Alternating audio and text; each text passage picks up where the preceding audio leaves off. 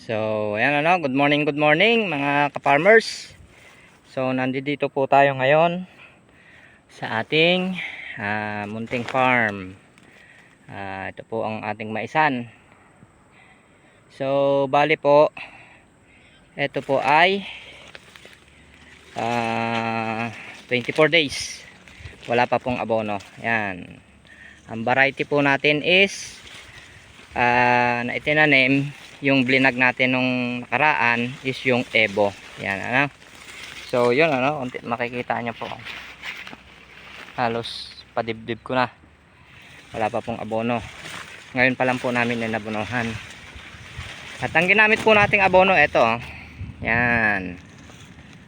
Full grown calcined fertilizer. Ayan nitrogen 2.04%, phosphorus.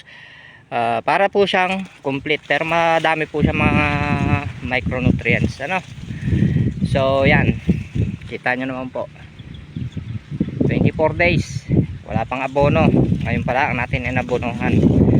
At ang paraan po natin ng pag-aabono is yung kung makikita nyo po yon, medyo malayo po sinasabog lang nila yan, hindi mismong nasa puno, hindi mismong nilalaglag lang sa puno, sinasabog po. Ayan yan, kita nyo po. Isusum natin yun, pinapasabog ko lang po. Yan, makikita nyo isinasabog. Yan. So yan po tataka kayo bakit isinasabog. So para po less sa manpower. At saka ito naman po halos dikit-dikit. Kumbaga wala mang masasayang na abono dyan dahil nagpapang-abot din ho ang mga ugat nyan. Yan. Kasi ito pang corn silage po ito. Hindi ito pang butil. Sa silage ko lang. Kaya ang abono ipinasabog ko na. Saka itong ginamit natin is soil conditioner. Kasi kung ipapatak lang natin sa puno ng mais, hindi lahat makaka yung lupa. Kasi nga po, ang gusto ko ma-distribute lahat yung abono sa lupa.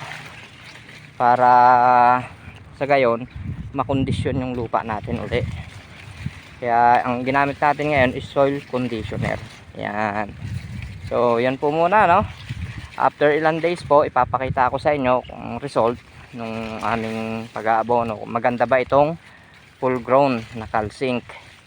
So, ito po sa merkado is pumapatak siya ng 1,950. Mas mahal siya sa urea kasing presyo naman siya ng complete. So, ayan po makikita ninyo.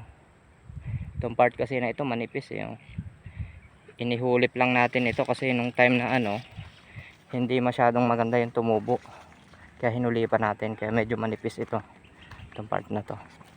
So yun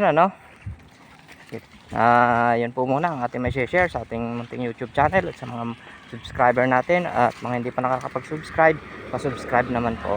Yan, maraming salamat at mabuhay ang magsasakang Pilipino.